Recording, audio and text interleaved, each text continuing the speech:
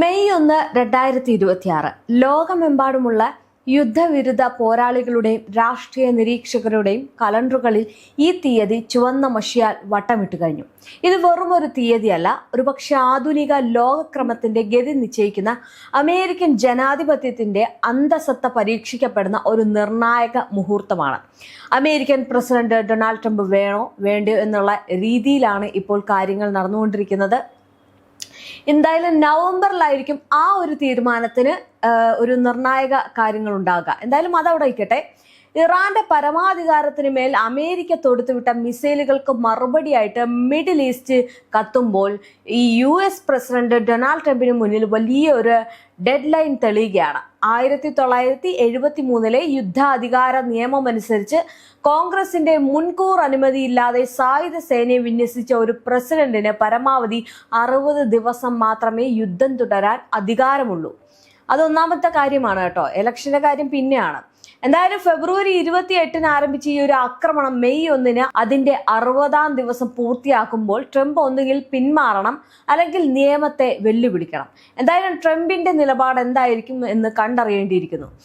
American ഭരണഘടന അനുസരിച്ച് യുദ്ധം പ്രഖ്യാപിക്കാനുള്ള അധികാരം കോൺഗ്രസിനാണെങ്കിലും അടിയന്തര സാഹചര്യങ്ങളിൽ സൈന്യത്തെ വിന്യസിക്കാൻ പ്രസിഡന്റിന് പ്രത്യേക അധികാരമുണ്ട്. എന്നാൽ 1973 വാർ പവേഴ്സ് പ്രമേയം അനുസരിച്ച് കോൺഗ്രസിന്റെ മുൻകൂർ അനുമതിയില്ലാതെ സൈനിക നീക്കം നടത്തിയാൽ അത് ആരംഭിച്ച് 48 മണിക്കൂറിനുള്ളിൽ കോൺഗ്രസിനെ അറിയിച്ചിരിക്കണം. അതിനുശേഷം 60 ദിവസത്തിനുള്ളിൽ കോൺഗ്രസ് ഈ ഒരു നടപടിക്ക് അംഗീകാരം നൽകിയില്ലെങ്കിൽ സൈന്യത്തെ പിൻവലിക്കാൻ പ്രസിഡന്റ് ബാധ്യസ്ഥനാണ്. അങ്ങനെ തന്നെ ചെയ്യുകയും വേണം. ട്രംപിന്റെ കാര്യത്തിൽ ഫെബ്രുവരി 28 ആക്രമണം തുടങ്ങിയെങ്കിലും മാർച്ച് 2 അദ്ദേഹം ഔദ്യോഗികമായിട്ട് കോൺഗ്രസിനെ അറിയിച്ചത്. ഒന്നാമത് തന്നെ ഈ യുദ്ധം തുടങ്ങി, പിന്നീട് അത് അവരെ അറിയിച്ചതും താമസിച്ചാണ്. അതുകൊണ്ട് തന്നെ നിയമപരമായിട്ട് ഈ ഒരു 60 ദിവസത്തെ ക്ലോക്ക് മെയ് 1 അവസാനിക്കും. എന്നാൽ അത് നടക്കുമോ ഇല്ലയോ? ട്രംപ് യുദ്ധം മുന്നോട്ട് ഇവരെ, അതായത് ഈ കോൺഗ്രസിനെ വെല്ലുവിളിച്ചുകൊണ്ട് മുന്നോട്ട് പോകുമോ എന്നാണ് നോക്കുന്നത്. എന്തായാലും ഇറാന്റെ ഭാഗത്ത് നിന്ന് യാതൊരുവിധ പ്രകോപനവും ഇല്ലാതെ നടത്തിയ ഈ ഒരു കടന്നാക്രമണം അന്താരാഷ്ട്ര നിയമങ്ങളുടെ ലംഘനം മാത്രമല്ല, അമേരിക്കയുടെ സ്വന്തം നിയമവ്യവസ്ഥയെ വെല്ലുവിളിക്കുന്ന ഒന്നുകൂടിയാണ്. ട്രംപ് തന്റെ പ്രസംഗങ്ങളിൽ യുദ്ധം എന്ന വാക്കിന് പകരം സൈനിക നടപടി എന്ന് ഉപയോഗിക്കുന്നത് ഈ ഒരു 60 ദിവസത്തെ പരിധിയിൽ നിന്ന് എങ്ങനെയെങ്കിലും രക്ഷപ്പെടാനാണ്. എന്നാൽ യഥാർത്ഥത്തിൽ ഇറാനിലെ സാധാരണ ജനങ്ങളുടെ മേൽ വർഷിക്കുന്ന ഓരോ ബോംബും ഈ ഒരു നിയമത്തിന്റെ പരിധിയിൽ വരുന്ന ക്രൂരതകളാണ്. ഇറാൻ തകർന്നു പോയൊരു രാഷ്ട്രമല്ല, മറിച്ച് ദശകങ്ങളായിട്ട് അമേരിക്കയുടെ ഉപരോധങ്ങളെ അതിജീവിച്ച് കരുത്തുറ്റ ജനതയാണ് അവിടെയുള്ളത്, കരുത്തുറ്റ ഒരു രാജ്യമാണ്. എന്തായാലും ട്രംപിന്റെ ആക്രമണത്തിന് മുന്നിൽ മുട്ടുമടക്കുന്നതിന് പകരം തങ്ങളുടെ പരമാധികാരം സംരക്ഷിക്കാൻ ഇറാൻ നടത്തുന്ന നീക്കങ്ങൾ അമേരിക്കയും സഖ്യകക്ഷികളെയും ഭീതിയിലാഴ്ത്തുന്നുണ്ട്. മാത്രമല്ല അവർ അടിയറവ് പറയാൻ ഒരിക്കലും തന്നെ തയ്യാറാകുന്നില്ല. ഹോർമുസ് കടലിടുക്ക് ഉപരോധിച്ചുകൊണ്ടുള്ള ഇറാന്റെ മറുപടി ലോകത്തിലെ എണ്ണ വിപണിയെ സ്തംഭിപ്പിച്ച് കഴിഞ്ഞിട്ടുള്ളതാണ്. നമ്മളിപ്പോൾ കണ്ടതാണ് ഇറാനെ സംബന്ധിച്ചിടത്തോളം എത്രയും കരുത്തുറ്റ രാജ്യമാണ് അതെന്നുള്ളത്. കാരണം ഇതിനു മുമ്പ് ഈ ഹോർമുസ് ഒക്കെ വരുന്ന, അല്ലെങ്കിൽ ഈ ഹോർമുസിലേക്ക് നീക്കം നടക്കുന്നതിന് മുമ്പ് ഇറാനും അമേരിക്കയും തമ്മിലുള്ള ഈ ആക്രമണം ആരംഭിച്ചപ്പോൾ വലിയ രീതിയിലുള്ള പിന്തുണയൊന്നും ആരും ഇതിലേക്ക് നടത്തിയിരുന്നില്ല. മാത്രമല്ല ഏതെങ്കിലും 2 രാജ്യം നടക്കട്ടെ എന്നുള്ള രീതിയിലാണ് ചില പ്രസിഡന്റുമാർ. പക്ഷേ ഈ ഇറാന്റെ ഒരു തന്ത്രപരമായിട്ടുള്ള നീക്കത്തിലാണ് ഇന്ന് ലോക രാജ്യങ്ങളാകെ സ്തംഭിച്ചിരിക്കുന്നത്.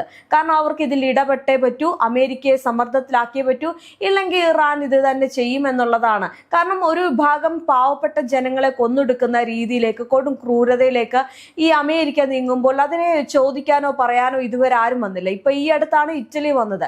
എന്തായാലും ഇറ്റലി ഒഴികെ ഇതുവരെയും മറ്റുള്ള രാജ്യങ്ങൾ ഇതിനെ അപലപിച്ച് രംഗത്തെത്തുകയോ അല്ലെങ്കിൽ അതിനെ സപ്പോർട്ട് ചെയ്തോ അമേരിക്കയെ ക്രൂശിക്കാനോ അല്ലെങ്കിൽ അമേരിക്കയെ മാറ്റി നിർത്താനോ ഒന്നും ആരും പൊതുവെ ഒരു വലിയ രീതിയിലുള്ള പ്രസ്താവനകളൊന്നും നടത്തിയിട്ടില്ല. എങ്കിലും ചില സ്ഥലങ്ങളിൽ പറയുന്നുണ്ട് ഇത് ചെയ്തത് ശരിയായില്ല എന്ന്. എന്തായാലും അതവിടെ ആയിക്കട്ടെ, അങ്ങനെയാണ് കാര്യങ്ങൾ. അതുകൊണ്ട് തന്നെയാണ് ഇറാൻ ഇപ്പോൾ ഈ നിർണായകമായിട്ട് ഈ ഹോർമുസ് പിടിച്ചടക്കി ഇവിടെ ഒരു ഉപരോധം നടത്തുന്നത്.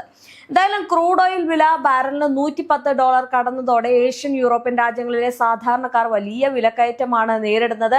ഇറാൻ മിസൈൽ സാങ്കേതിക വിദ്യ കേവലം പ്രതിരോധത്തിന് മാത്രമുള്ളതല്ല എന്ന് തെളിയിക്കപ്പെട്ട് കഴിഞ്ഞിട്ടുണ്ട്.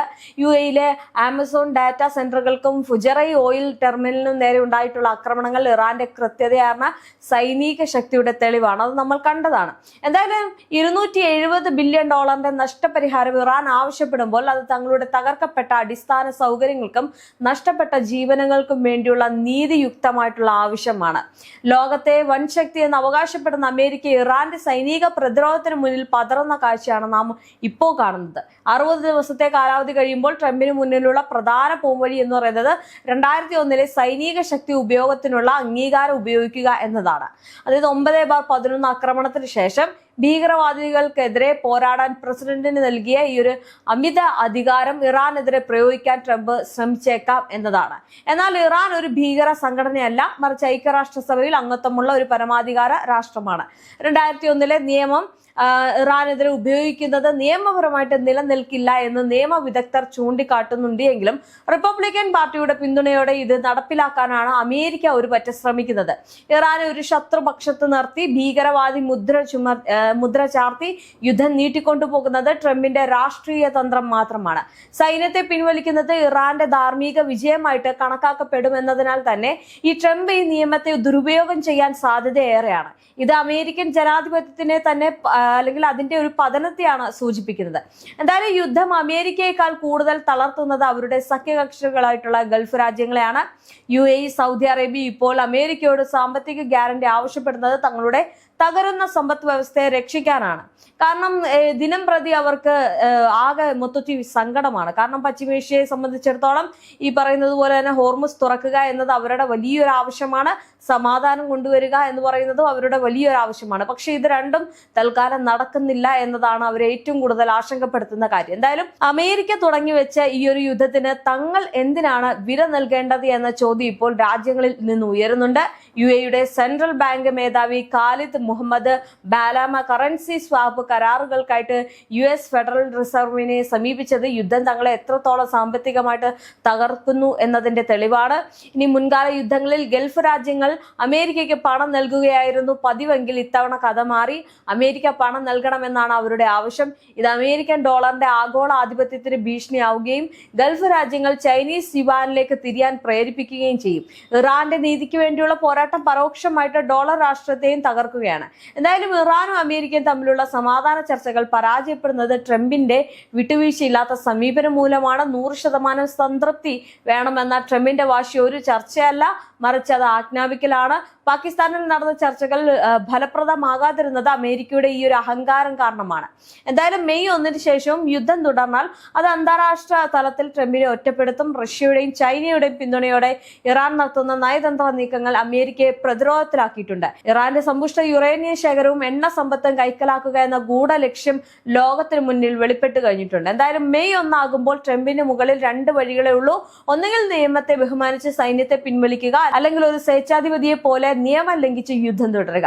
രണ്ടാമത്തെ വഴിയാണ് അദ്ദേഹം തിരഞ്ഞെടുക്കുന്നത് എങ്കിൽ അത് അമേരിക്കൻ ഭരണഘടനയുടെ തകർച്ചയ്ക്കും ലോകം കണ്ടതിൽ വെച്ച് ഏറ്റവും വലിയ സൈനിക സംഘർഷത്തിനും വഴിയൊരുക്കും.